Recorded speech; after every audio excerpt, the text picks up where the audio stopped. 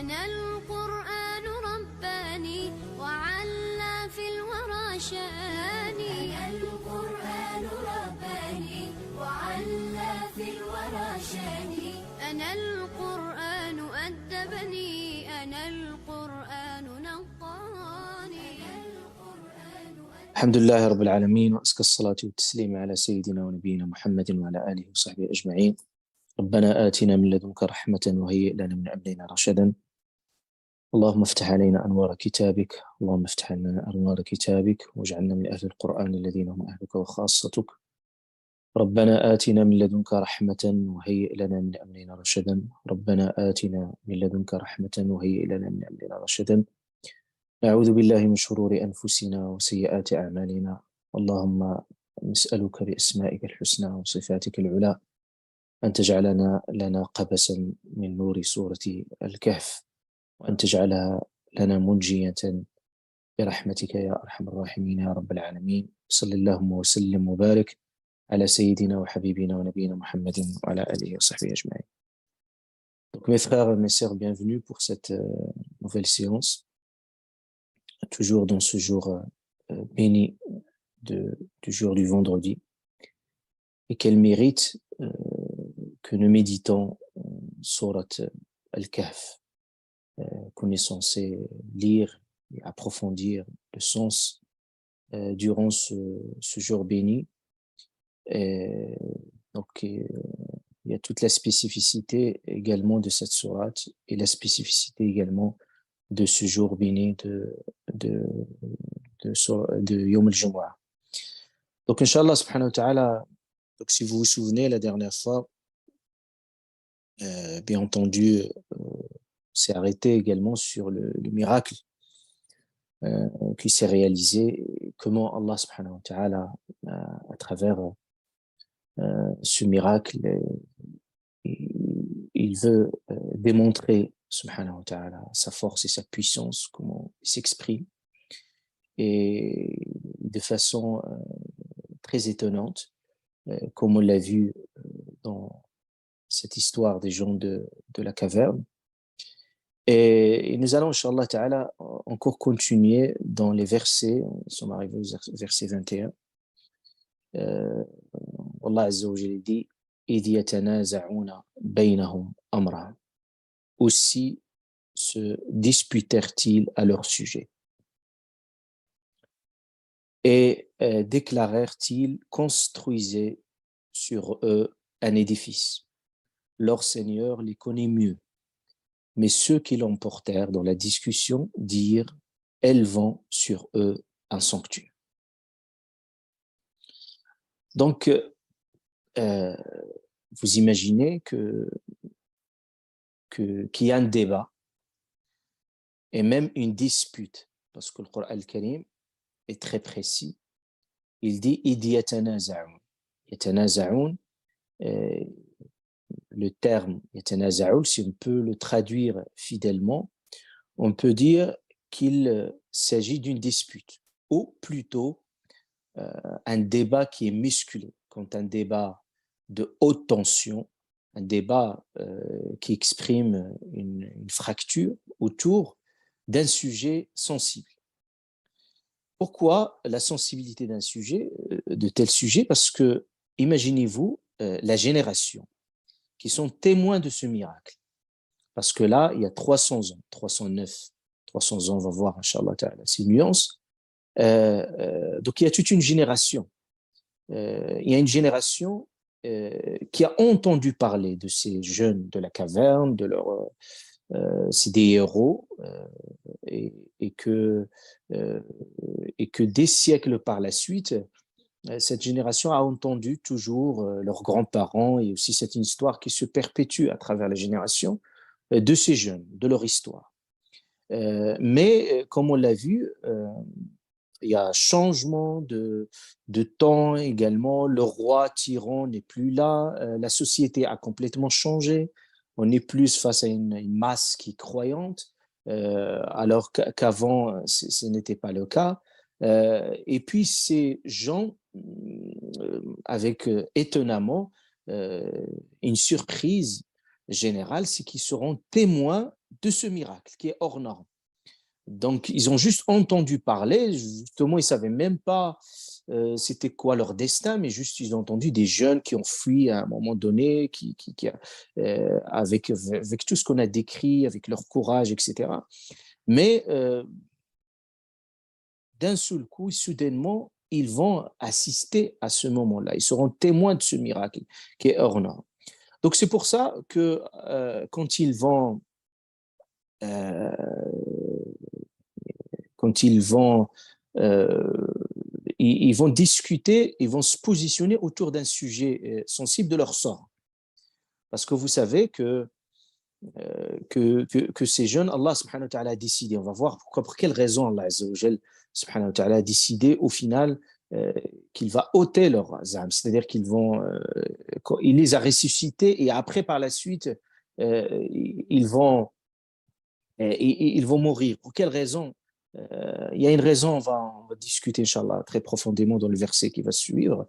Mais tout ce qu'il faut savoir, c'est que on est la face à ces jeunes de la caverne et qui ne sont pas de simples jeunes, du fait qu'ils sont des héros et de par leur histoire étonnante, euh, ils doivent décider de leur sort.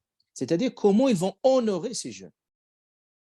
Donc, est-ce qu'ils vont leur réserver un enterrement spécial? Parce qu'il s'agit quand même d'un événement marquant. Et tous les événements, voilà, il y a des événements et aussi il y a des gens aussi qui sont extraordinaires. Donc, le débat, il était intense. Comment faire? Donc, est-ce qu'il faut les amener dans leur pays, là où ils étaient, leur pays d'enfance? Qu'est-ce qu'il faut faire? Est-ce qu'il faut construire un édifice, un mausolée? euh, Voilà, c'est le débat qui a eu lieu et le Coran al-Karim, bien entendu, va nous parler, bien entendu, de ce débat qui était musclé, si je puis dire. C'est pour ça Allah Ta'ala dit يتنازعون بينهم أمرهم.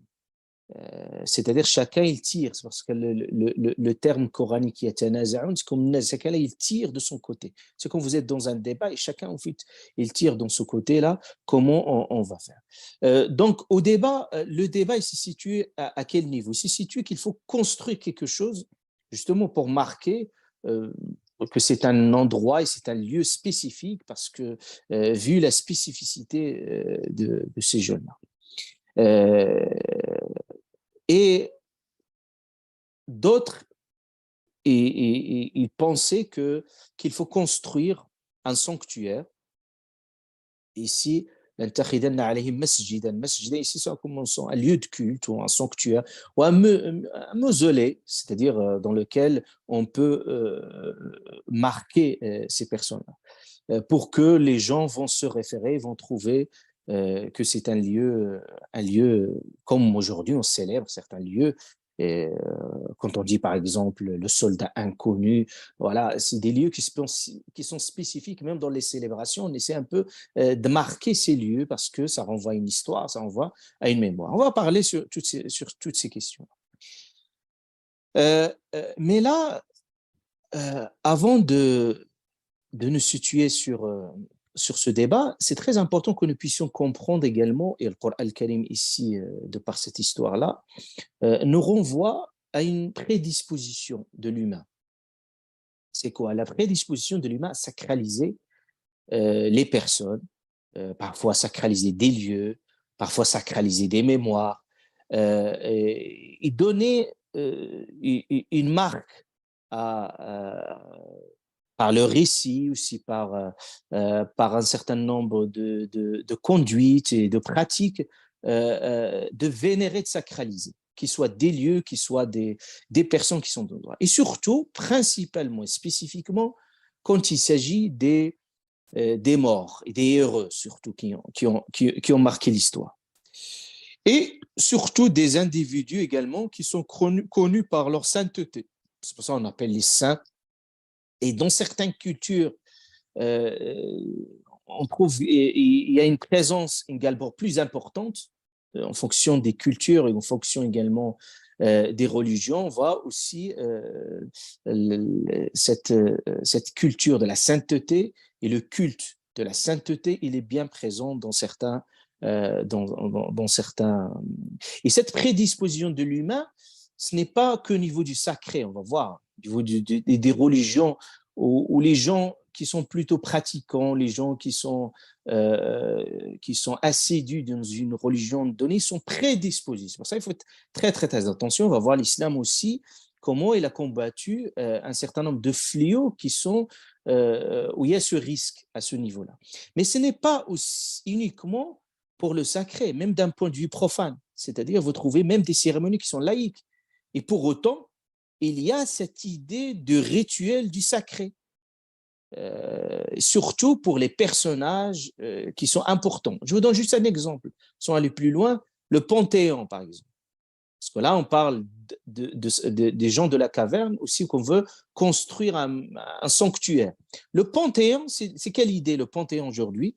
Il est devenu un tombeau d'inhumation de toutes les personnalités qui sont illustres. D'ailleurs, à chaque fois qu'il y a quelqu'un qui a marqué l'histoire de toute une génération, de par ses productions, de par ses œuvres, de par ses écrits, on se pose la question, est-ce qu'il faut l'enterrer au Panthéon? C'est-à-dire déjà cette tradition romaine qui s'est perpétuée, qui a pris d'autres dimensions, même au niveau laïque. On n'est plus dans le niveau profane, plus au niveau du religieux. Et d'un point de vue religieux du sacré, on a le culte des saints.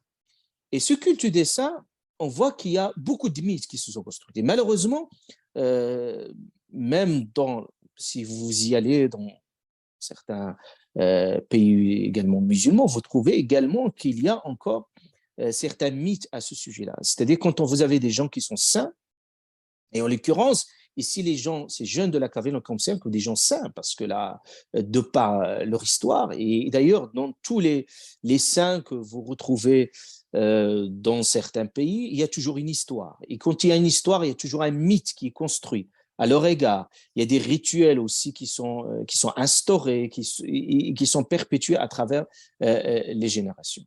Et là, ces gens-là, des gens de la caverne, vous imaginez cette génération qui découvre ces jeunes, ces héros, et ils veulent les vénérer, ils veulent les célébrer leur mémoire à tout prix. Donc c'est pour ça qu'ils vont aller dans l'extrême, c'est-à-dire même s'il faut construire un mausolée, il faut faire tout pour construire un sanctuaire aux mémoires de ces jeunes. Et Allah subhanahu wa ta'ala, justement, Allah Azza wa Jal, il pourrait, quand ils étaient ressuscités, il pourrait rester en vie et puis vivre avec ces jeunes-là, avec cette génération. Mais Allah subhanahu wa ta'ala a épargné ces jeunes de la caverne une chose, c'est le mythe de la gloire. Imaginez-vous si jeunes, ils vivaient avec les gens. Imaginez-vous un seul instant si ces jeunes, ils sont restés en vie. Ben, les gens vont les vénérer, vont les exalter, ils vont aller à l'extrême. Et puis, ça peut être un risque aussi, même pour ces jeunes-là, au niveau de leur foi. Et puis, ils ne vont pas vivre une vie paisible. Donc, vous voyez, le culte de la célébrité, c'est une vraie torture. Donc, Allah subhanahu wa ta'ala a choisi pour ces personnes-là cette mort qui serait paisible pour les épargner. C'est-à-dire ce culte de la célébrité. D'ailleurs, on constate que Allah subhanahu wa ta'ala, même quand il veut du bien pour certains, il veut les épargner également ces risques, surtout dans le monde aujourd'hui dans lequel on se situe, où finalement ce culte de la performance, de la célébrité, et puis voilà, cette façon également de célébrer l'ego et aussi toujours de se montrer et être attentif c'est-à-dire aux éloges des gens, leurs appréciations. On a construit tout un univers qui est là pour fabriquer des idoles. Ces idoles, sur tous les niveaux. Et là, il y a des risques pour ces personnes-là qui peuvent, surtout quand ils deviennent, on peut dire des personnalités, on peut dire publiques, où tout le monde Parce que là, ces jeunes de la caverne, ils sont devenus quand même une propriété de tous les croyants qui peuvent s'approprier leur histoire. Et ce n'est pas toujours évident.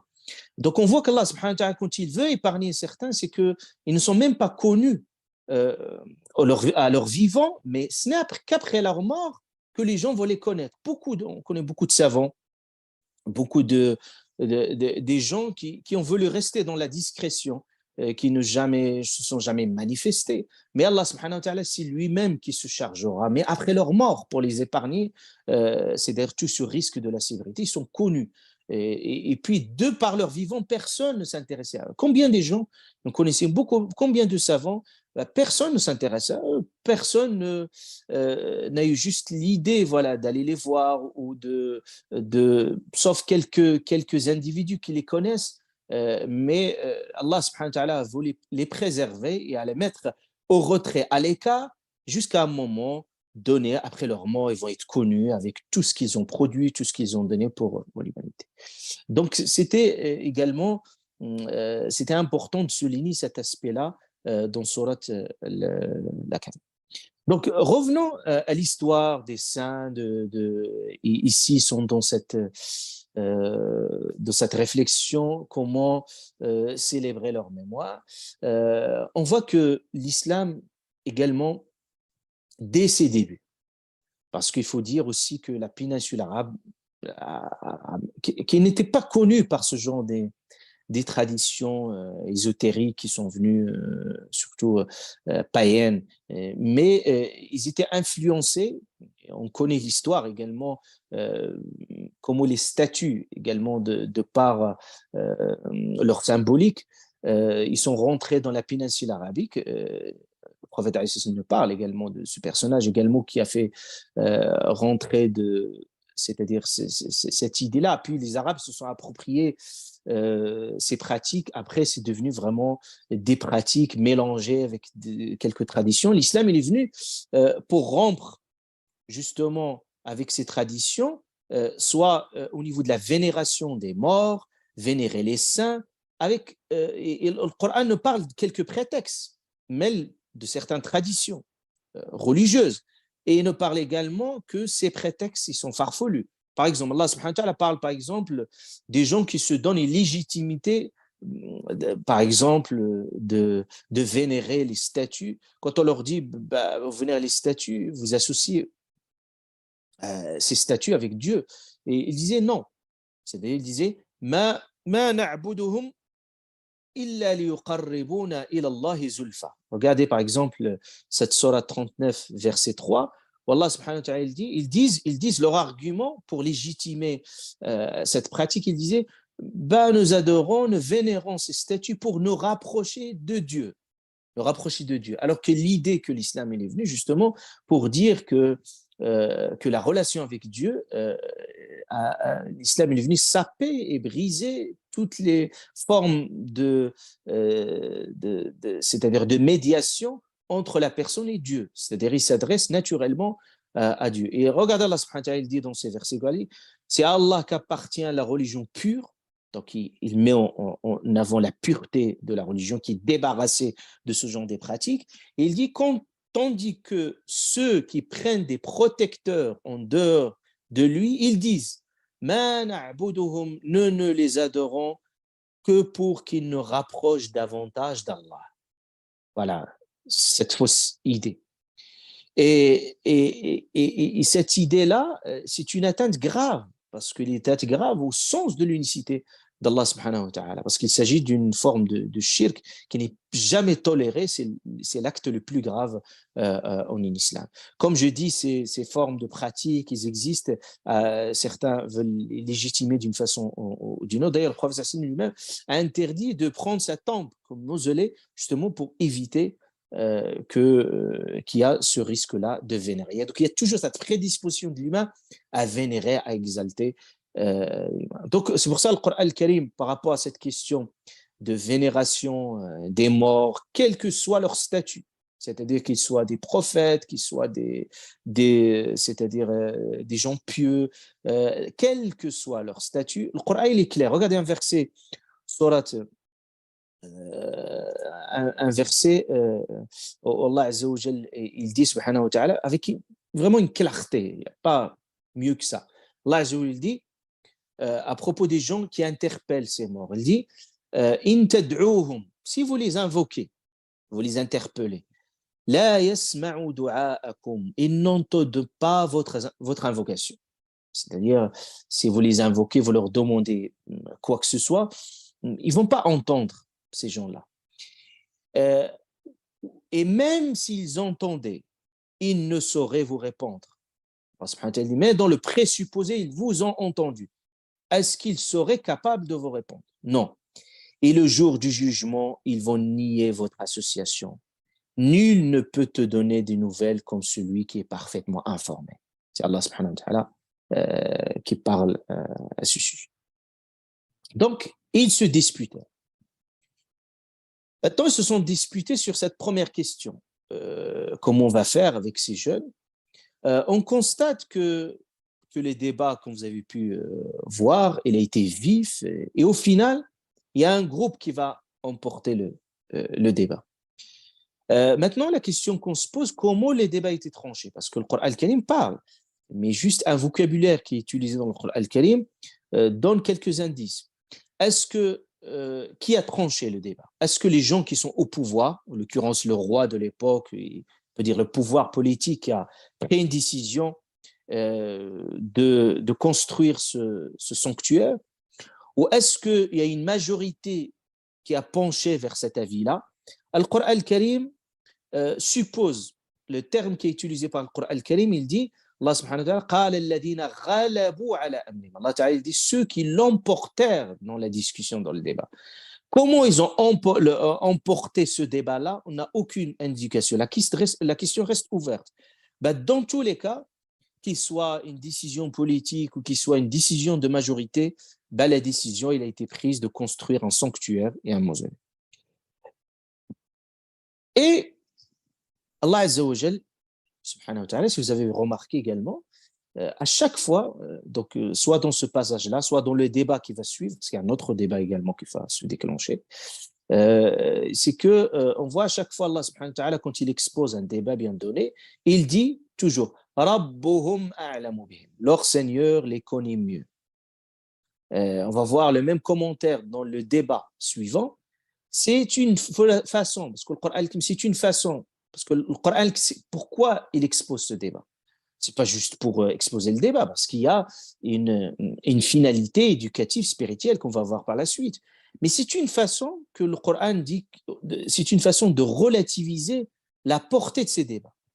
Parce qu'au final, au-delà des discussions des uns et des autres, Allah subhanahu wa ta'ala dit, au final, c'est Allah ta'ala qui est le seul qui détient la vérité absolue. C'est-à-dire, on n'est pas dans une vérité relative et chacun peut avoir les arguments qu'il voit qui sont meilleurs. Après, le deuxième débat, Allah subhanahu wa ta'ala dit, ils diront, ils étaient trois et le quatrième était leur chien. Et ils diront en conjoncturant sur leur mystère qu'ils étaient 5, le 6e étant leur chien. Et ils diront 7, le 8e étant leur chien. Dis, mon Seigneur connaît mieux leur nombre. Il n'en est que peu qui le savent. Ne disputent à leur sujet que d'une façon apparente et ne consultent personne en ce qui les concerne. On a un deuxième débat, on peut dire un objet de controverse, c'était sur leur nombre. Et comme vous le savez, parce qu'on est face à une histoire, et toute histoire, tout récit, il prend parfois des proportions qui sont démesurées en fonction des générations. C'est-à-dire, n'importe quel récit, quel mythe, à travers les générations, il est déformé. Parce qu'il y a une façon de reconstituer l'histoire, de la reproduire et de la recontextualiser. Donc, ce qui fait la même histoire, quand il est raconté d'une génération à une autre, il y a des choses qui vont changer. C'est pour ça, le Coran al-Karim, Allah Ta'ala nous a épargnés, parce que imaginez-vous, il y a des histoires, si le Coran ne les a pas racontées, c'est-à-dire qu'on a la même fidélité de l'histoire à travers les générations, parce qu'Allah Ta'ala, toutes ces générations, ils ont lu la même histoire. c'est-à-dire en toute vérité. C'est pour ça qu'Allah Ta'ala dit toujours, il met en avant, en toute vérité, pour dire que c'est la vérité absolue, et c'est pas un objet de spéculation, un objet donc on est face à une vérité absolue. Mais les mythes qui sont construits, c'est pour ça l'islam, le Coran al-Karim, dans beaucoup d'histoires, il est venu rétablir un certain nombre de vérités. Et s'il n'y avait pas ces vérités coraniques qui restituent fidèlement ces histoires-là, on prendrait beaucoup de risques surtout parce qu'il y a des histoires aussi qu'on les retrouve dans d'autres traditions religieuses.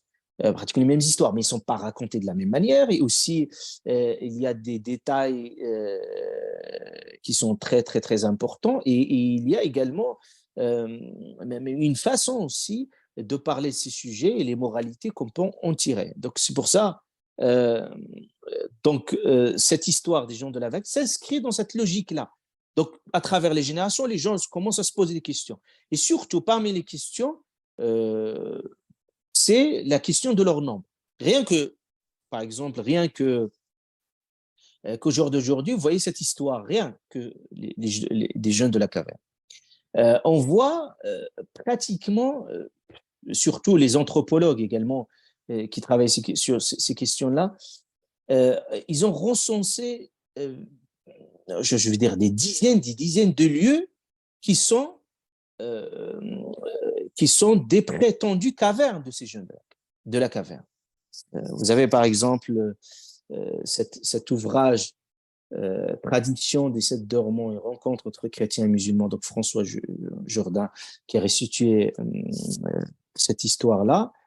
Vous voyez, par exemple, il parlait des lieux et dans lequel vous partez en Tunisie, vous partez au Maroc, en Algérie, vous partez en Jordanie, vous partez également dans certaines traditions chrétiennes, parce que cette histoire également, il est connu également chez les chrétiens. Vous avez ce livre-là, Le réveil des 7 dormants, un pèlerinage islamo-chrétien en Bretagne, également en Bretagne. Il y a même un pèlerinage qui se fait, et puis on disait que ce lien-là, c'était lié à ces jeunes. Et vous voyez que ces anthropologues qui ont c'est-à-dire travaillé cette question-là, ils vont voir que des versions qui sont différentes et qui donnaient du sens à ces histoires-là dans chaque pays pratiquement. Donc pour vous dire, voilà, il y a toujours des mythes qui sont construits autour de cette histoire. Le Coran nous parle ici de leur nombre.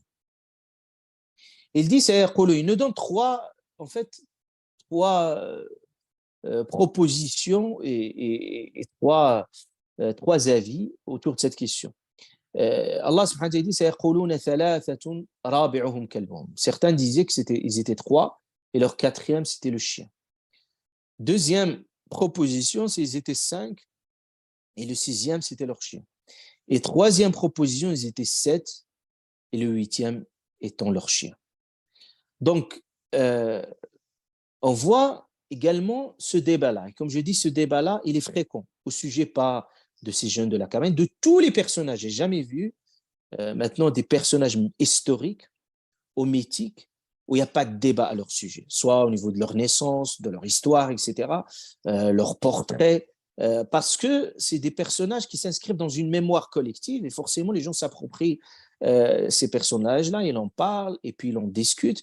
Donc les gens, des gens de la caverne, ils s'inscrivent c'est l'illustration parfaite de ce phénomène. Donc on voit que le Coran, ici, il restitue fidèlement les différents avis exprimés. Et ça, c'est très important, parce que le Coran, là, avec beaucoup de précision, suffit que le Coran clôture le débat, et puis il annonce une vérité à leur sujet, mais non, c'est pas ça. Pardon. Le Coran al-Karim aussi nous donne aussi une approche. Quand vous êtes face à un débat, c'est de l'honnêteté également intellectuelle d'exprimer tous les avis qui sont exprimés. Vous êtes d'accord, vous n'êtes pas d'accord, c'est pas ça le sujet, mais il faut les exprimer sans éluder aucun avis. Ça, le Coran le fait. Il dit, on peut dire oui, le Coran, c'est pas un livre qui rentre dans le détail. Le Coran peut-être nous épargner ça, mais le Coran, voilà, restitue fidèlement ses avis, on va dire pour dire, voilà le premier avis, deuxième, troisième. Mais on constate une chose qui est très importante, et ça, vous voyez la beauté de le Coran al-Karim, de la méditation, c'est qu'on constate que les deux premiers avis, c'est-à-dire ceux qui disent qu'ils étaient trois et le quatrième c'est leur chien, ou ils étaient quatre et le cinquième leur chien, Allah subhanahu wa ta'ala, quand il a restitué ces deux avis, il a commenté, c'est un commentaire, en disant, en conjecturant sur leur mystère. Par contre, quand il a cité le troisième avis, qui était leur 7, au thaminuhum et le huitième, il était leur chien, il n'a fait aucun commentaire. Ça, rien que cette structure syntaxique a donné l'inspiration à certains exégèses pour deviner implicitement qu'ils étaient bel et bien 7 et leur chien, il était le huitième. Pourquoi? Leur argument, c'est que, de base, c'est que le fait que le Coran al-Karim commente les deux avis en avant, les deux avis, et il les qualifie, c'est-à-dire il a commenté ces deux avis en les qualifiant de conjecture, c'est-à-dire en conjecturant sur leur mystère. Rajman, le mot, le Coran al-Karim, il utilise le mot terme coranique rajman, conjecturé, mais c'est rajm en arabe, c'est une métaphore de quelqu'un qui essaie d'atteindre par une flèche, il atteint une cible, mais sans succès. C'est-à-dire, il essaie un peu juste, atteindre la flèche n'importe comment, il ne cible pas comme il se doit. C'est-à-dire, et en plus, il dit, Allah Ta'ala, rajman, c'est conjecture, bil ghaib, parce que ici, le ghaib, c'est le mystère. C'est-à-dire, c'est qu'il s'agit d'une question qui relève du mystère, c'est-à-dire dont on n'a aucun accès, parce qu'on n'a pas un fait tangible. C'est-à-dire, cette question, ils étaient 8 ou 7 ou non. C'est un nombre, c'est un chiffre. Ça veut dire soit vous le savez, soit vous ne le savez pas. C'est-à-dire, si vous n'avez pas des faits réels pour pouvoir affirmer ou infirmer leur authenticité, vous n'avez aucune possibilité. Donc, les gens qui rentrent dans ce genre de polémiques-là, ils sont dans des débats stériles en réalité. Donc c'est pour ça que le Coran al-Karim qualifie ce genre de débat d'une pure spéculation. Rajman Bilal. Le fait que le Coran al-Karim ne commente pas la dernière proposition qu'ils étaient 7, d'ailleurs, même dans la tradition chrétienne, on parle de 7, les 7 dormants, c'est que le Coran al-Karim, quand il n'a pas commenté cette dernière proposition, c'est qu'il laisse penser que c'était la bonne. C'est pour ça que le Coran al-Karim n'a pas fermé la porte à la connaissance de leur nombre. C'est-à-dire, pourrait Allah Ta'ala dire le Seigneur, mon Seigneur les connaît. Non. Allah Ta'ala, il dit, regardez dans ce verset coranique, il dit, mon Seigneur connaît mieux leur nombre, il n'en est que peu qu'ils le savent. Le fait qu'il dit, il n'en est que peu, en rajoutant cette phrase-là, pour dire que Allah subhanahu wa ta'ala peut donner la connaissance, cette connaissance qui est précise à certains, soit par inspiration, soit par intuition, par compréhension, comme on a vu à travers le Coran al-Karim, comme des gens, rien qu'à travers une construction syntaxique, ils ont bien inspiré. D'ailleurs, c'est pour cela, Abdullah ibn Abbas, radiallahu anhu, وما أدرك مع عبد الله بن عباس. Abdullah ibn Abbas, qu'on a mis le traducteur du Coran al-Karim, il a dit, Allah Ta'ala, quand il a dit ما يعلمهم إلا قليل, il n'en est que peu qui le savent. Abdullah ibn Abbas, il disait avec beaucoup de fierté, il dit وأنا, je fais partie de ce peu dont Allah Ta'ala parle. Ils étaient 7 et le 8e était leur chien. Donc, après, Allah Subhanahu wa Ta'ala, quand il a cité ces polémiques qui se succèdent, comme vous avez pu le voir, il clôt ce débat en transmettant un message très, très, très important et capital et éducatif et spirituel. Il dit à son prophète, فَلَا تُمَارِ فِيهِمْ إِلَّا مِرَاءً ظَاهِرًا. Il a dit, ne polémique à leur sujet que d'une façon apparente. Premièrement, il lui parle al-mira. Al-mira, parce que le terme coranique, al-mira, ce n'est pas le débat, ce n'est pas la discussion. Al-mira, c'est la polémique. Donc, il lui dit, le débat, ok. Al-Karim a toujours appelé vers le débat d'idées. Et d'ailleurs, le Coran al-Karim, il l'a démontré à travers tous les sujets bien confondus. Vous avez un débat. C'est-à-dire, est-ce que vous imaginez même le débat entre Allah subhanahu wa ta'ala à Shaitan, Iblis? Il exprime très clairement dans le Coran al-Karim, il laisse cet espace de débat parfois entre les prophètes, entre les anges et prophètes, des débats entre Allah subhanahu wa ta'ala avec les anges, des débats vraiment, et surtout Allah ta'ala reconstitue un certain nombre de débats. C'est pour ça que vous trouvez dans le Coran toujours qala, ils ont dit, il a dit, toujours, c'est-à-dire l'avis, la réplique. C'est le Coran al-Karim est le livre du débat par excellence. Donc vous trouvez toutes les discussions sur tous les sujets. Mais là, le Coran al-Karim parle de la polémique. Il dit fala tumari, ce qu'il interdit à son prophète, nous interdit à nous tous, c'est la polémique.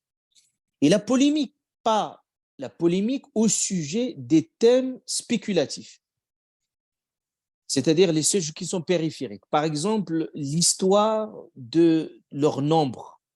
S'ils étaient 5 ou 6 ou 8, qu'est-ce que ça pourrait changer dans la vitalité de l'histoire? Rien.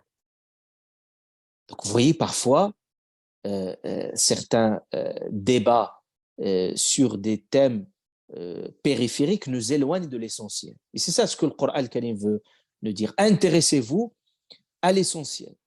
Et il dit à son prophète, si la polémique, supposons que la polémique il a eu lieu, qu'est-ce que tu devrais faire? Il lui dit, illa mira'an zahir. Mira'an zahir, si on peut traduire ça, on peut dire, reste toujours dans la surface du problème, du débat. C'est-à-dire, ne rentre pas dans la profondeur du débat. Essaie de surfer sur ce débat-là, mais et en sortir indemne et reste dans la surface, sans aller dans le détail des détails. Donc c'est pour ça le Coran al-Karim, quand il s'agit du débat, ok, il appelle toujours au débat qui est constructif. La discussion, même quand Allah subhanahu wa ta'ala parle de l'jidal, la discussion, souvent, le jidal, il est avec la personne avec qui on n'est pas d'accord. Et Allah ta'ala, il parle par exemple, même sur certains débat théologique entre musulmans et chrétiens. Il dit Allah subhanahu wa ta'ala, il parle d'un débat, mais d'un débat, une discussion et un débat de la meilleure des façons. C'est-à-dire pour dire qu'il y a une qualité de débat également, même au niveau théologique. Mais jamais le Coran al-Karim appelle vers la polémique. C'est-à-dire, même le prophète alayhi salatu wassalam, il nous dit de se retirer toujours de la polémique. Regardez ce beau hadith du prophète sallam. Il dit man taraka al-mira'a wa huwa mubtilun bana Allahu lahu baytan fi rabid al-jannah wa man taraka al-mira'a wa muhiqqun bana Allahu lahu baytan fi wasat al-jannah. Il dit le prophète sallam, celui qui délaisse la polémique alors qu'il a tort. Tu as tort, mais tu laisses la polémique. Il dit, Allah Ta'ala lui construit une maison dans la périphérie de Al-Jannah, du paradis. Et il dit, le mérite encore, c'est parce que lui, il a délaissé juste la polémique alors qu'il a tort. C'est-à-dire, il s'est avéré qu'il a tort, donc il se retire de la polémique, Allah Subhanahu wa Ta'ala le récompense, même s'il a tort, parce qu'il s'est retiré, il ne veut pas aller dans le... Il dit, et celui qui se retire de la polémique alors qu'il a raison, vous avez raison et vous délaissez la polémique. C'est-à-dire parce que là, il dit le prophète alayhi salatu wassalam, Allah Ta'ala lui construit une maison au milieu du paradis, c'est-à-dire pour l'honorer parce qu'il a laissé la polémique. Et surtout, on doit faire encore plus attention aujourd'hui parce que aujourd'hui même, certains se sont donné des titres, des polémistes. C'est-à-dire parfois ils polluent toujours le débat intellectuel sur tous les plateaux. Parce que dans une polémique, il y a toujours le conflit, il y a toujours la confrontation, il y a parfois la lutte d'ego, jamais un débat plus serein, il y a des disputes, il y a des insultes, jamais une volonté de manifestation de vérité. Donc c'est pour ça l'islam nous appelle voilà, à s'élever et à élever également le débat. Deuxième message également que veut nous transmettre le Coran al-Karim, c'est qu'on ne doit jamais nous intéresser aux choses futiles, c'est-à-dire intéressons-nous plutôt aux choses utiles. C'est pour ça que le Coran al-Karim, vous trouvez même quand il raconte des histoires, il n'a jamais donné de détails sur les lieux, sur les personnages, etc. On reste toujours on se concentre sur la moralité de l'histoire. Donc il faut élever le débat, il ne faut pas que le débat se focalise sur le détail au point de ne faire oublier l'essentiel. Ça, c'est quelque chose de capital et de central. Et après, il dit à son prophète, Allah subhanahu wa ta'ala, il dit وَلَا تَسْتَفْتِ فِيهِمْ مِنْهُمْ أَحَدًا. Il lui a dit, par rapport à ce sujet-là, ne se concerte pas avec eux. C'est-à-dire, le message qui est transmis ici, c'est que Allah subhanahu wa ta'ala veut dire, quand vous voulez se concerter sur un sujet crucial, sur une problématique épineuse, il faut toujours choisir soigneusement vos conseillers, vos consultants. C'est-à-dire, on ne doit pas consulter n'importe qui au sujet de n'importe quoi, à gauche et à droite, comme on l'entend. Donc c'est un appel à une éthique également, et c'est très important parce que ces gens-là, s'ils n'ont pas la connaissance et la sagesse, ça peut faire des dégâts.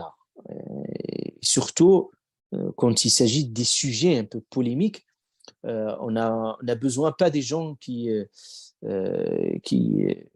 essaient d'accentuer le débat et qui essaient un peu d'envenimer le débat, mais on a besoin des gens plus sereins, plus sages, qui essaient de nous donner la voie tracée pour pouvoir trouver toujours la bonne attitude et la bonne façon. Voilà, ça c'est central. C'est pour ça qu'Allah Ta'ala dit وَلَا تَسْتَفْتِ فِيهِمْ مِنْهُمْ أَحَدًا.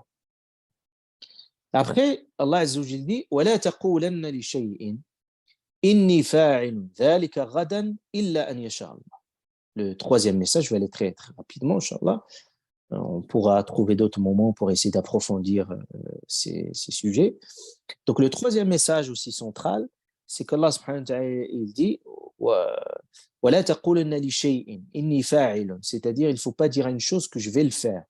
إِنِّي فَاعِلٌ ذَلِكَ غَدًا. Je vais le faire demain, c'est-à-dire dans un futur proche ou lointain, mais dans tous les cas, quand vous voulez vous projeter dans la réalisation de n'importe quelle chose, tu dis pas inni fa'ilun dhalika, je vais le faire, c'est-à-dire illa an yasha Allah, c'est-à-dire sans l'associer à la volonté d'Allah, sauf Allah Ta'ala, Inch'Allah, c'est-à-dire par la volonté d'Allah subhanahu wa ta'ala. Pas Inch'Allah au sens fataliste comme on l'exprime malheureusement, pour dire, quand on dit Inch'Allah, c'est juste pour dire que je vais pas le faire en réalité, c'est-à-dire en sens fataliste du terme, ou je n'arrive pas à le faire, je ne peux pas le faire, etc. Non, ici, Inch'Allah, c'est-à-dire dans la façon, je suis déterminé à le faire. Donc, Allah subhanahu wa ta'ala dit وَلَا تَقُولْنَ لِشَيْءٍ إِنِّي فَاعِلٌ ذَلِكَ غَدًا إِلَّا أَنْ يَشَاءَ اللَّهُ. C'est-à-dire, quand on veut réaliser quelque chose, ce qu'Allah subhanahu wa ta'ala nous dit, qu'il ne faut jamais être trop dans l'affirmatif. Il ne faut pas être dans la certitude trop. C'est-à-dire, il ne faut pas être dans un excès de zèle, de confiance en soi.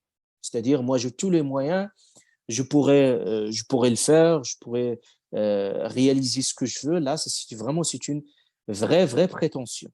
Donc, c'est pour ça on doit toujours allier cette volonté humaine. On a le droit de rêver, on a le droit aussi de réaliser ce qu'on veut, mais on doit toujours relativiser cela et conditionner toujours cela par la volonté d'Allah subhanahu wa ta'ala. Parce que si Allah Azza wa Jal subhanahu wa ta'ala vous barre le chemin et il ne vous donne pas de l'élan, même si vous avez tous les moyens pour réaliser ce que vous avez à réaliser, vous ne pouvez pas le faire. La volonté d'Allah Azza wa Jal prime toujours.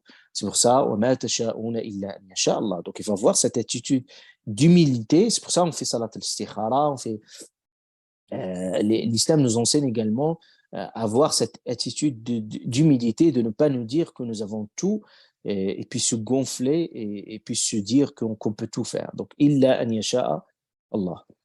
Wadhkur rabbaka, et puis je finis, Inch'Allah ta'ala. Wadhkur rabbaka idha nasit. Il nous arrive parfois d'oublier. Mais Allah subhanahu wa ta'ala, il nous dit Wadhkur rabbak, c'est-à-dire il faut invoquer, se rappeler. Il nous arrive d'oublier et c'est tout à fait humain. وَمَا أَنْسَانِهِ إِلَّا الشَّيْطَانِ. Pourquoi on se rappelle de Dieu? Parce que ça se peut l'oublier, ça vient de shaitan. Comme on a l'histoire de Sayyidina Moussa dans cette même sourate, quand il a oublié, il dit وَمَا أَنْسَانِهِ إِلَّا الشَّيْطَانِ. C'est le shaitan qui me l'a fait oublier. Donc le fait que, d'ailleurs, on voit même les gens, nos aînés, etc., quand il oublie quelque chose, il dit A'udhu billahi minash rajim pour se rappeler également le sens. Oui, Shaitan peut intervenir dans cet oubli-là. Oui, Allah subhanahu wa ta'ala nous donne le remède. Wadhkur rabbak, rappelle-toi d'Allah subhanahu wa ta'ala. Allah azza wa jal va te donner souvenir à ce que tu as oublié. Donc revenir à Dieu. Wadhkur rabbaka idha nasit. Et après, l'autre enseignement, Inch'Allah ta'ala, très rapidement, il dit وَقُلْ عَسَى أَنْ يَهْدِيَنِي رَبِّي لِأَقْرَبَ مِنْ هَذَا رَشَدًا. C'est-à-dire, ici, il demande, il souhaite Allah subhanahu wa ta'ala qu'il le guide vers tout ce qui est proche de lucidité, aussi de maturité. Ça veut dire, l'enseignement coranique ici, c'est que Allah ta'ala, c'est comme il nous montre, c'est que il n'est jamais parfait, certes, mais il essaie toujours d'être meilleur. Par comment? Par parfaire nos actions, parfaire nos comportements, parfaire nos attitudes. Donc, on essaie, c'est Allah Ta'ala qui nous guide vers cela, ce n'est pas par nos propres moyens. Allah Azza wa Jal qui nous inspire et aussi qui nous guide, qui nous donne de l'élan toujours, et puis qui nous aide vraiment à mieux voir nos défauts, nos imperfections, et il nous aide également à nous donner le moyen également pour nous améliorer. Donc, il suffit d'être sincère avec Allah subhanahu wa ta'ala et savoir ce qu'on veut. Et Allah azza wa jalla, au final, subhanahu wa ta'ala, toujours il est là pour nous guider, pour nous orienter. C'est-à-dire, quand on est dans une volonté de réformer soi-même et toujours d'évoluer positivement, c'est pas une fatalité. Allah azza wa jalla, subhanahu wa ta'ala, il nous permettra toujours d'arriver là où nous voulons, Inch'Allah, y arriver en toute sérénité, en toute sécurité. C'est pour ça, on essaie de s'approcher. C'est-à-dire, même si je n'arrive pas à atteindre le parfait, au moins, je m'améliore pour atteindre. C'est pour ça, le prophète il a dit, soyez droit, c'est-à-dire, soyez dans la rectitude. C'est-à-dire, vous ne pouvez pas toujours atteindre la perfection, mais il a dit c'est-à-dire il faut essayer, progresser et d'aller progressivement, tout doucement, jusqu'à atteindre ce niveau de perfection à tous les niveaux. Voilà les enseignements, Inch'Allah Ta'ala, qui sont connus. Après, Allah Azza wa Jalla va nous parler, juste je finis avec ça, ils ont dit, voilà, or, ils demeurèrent, Allah subhanahu wa ta'ala va commenter également un autre débat, c'est-à-dire combien ils ont resté. Et il dit, ils demeurèrent dans leur caverne 300 ans et en ajoutèrent 9 années. C'est-à-dire, on peut se poser la question, pourquoi 300 ans? Et le Coran, qu'elle dit, on rajoutèrent 9 années. Tout simplement, c'est-à-dire que la durée de sommeil des gens de la caverne est de 300 ans solaires. C'est-à-dire, si on calcule en termes solaires, on a 300 ans. Et si on convertit les 300 ans en années lunaires, on a 309 ans. Ça veut dire on a 9 années. C'est-à-dire la différence entre les deux échelles est de 11. C'est-à-dire, vous faites faire le calcul par vous-même, 11 jours par an.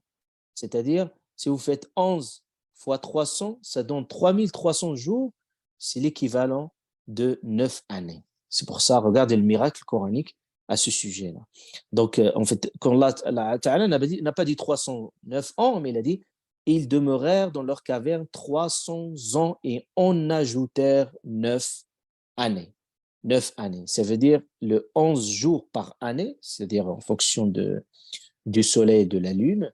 Et puis, faites le calcul, comme on a dit, ça veut dire 11 fois 300, 3300 équivaut à 9 années. Donc ça, c'est-à-dire c'est une indication dans le Coran al-Karim du calendrier solaire et lunaire, grégorien et hégérien, si on peut se dire, comme l'interprétation des temps anciens qui sont, et aussi des temps modernes.